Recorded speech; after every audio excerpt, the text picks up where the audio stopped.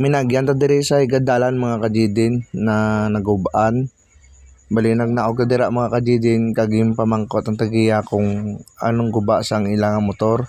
Ang ambar sang tagiya wala daw kuryente. Bali wala ta dira nagduwa-duwa kaging kaya na nato na mga kajidin.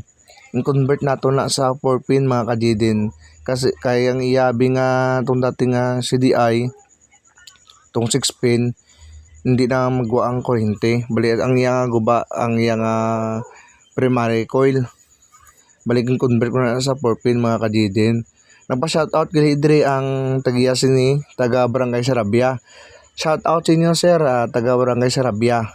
Kag sa mga followers ko kung sino mga paras ni makita nga mga gubaan sa makita nga mga gubaan sa igadalan kag sa or sa tunga dalan man na hindi ko magduduwa magbulig sa ila or sino man magubaan kay dako na nga pasalamat sa kapwa natin nga tao kay amo na lang aton nga sa kalibutan magbuligan na lang kita kag kay sir salamat man sa pagsalig sir kag madamo gid nga salamat.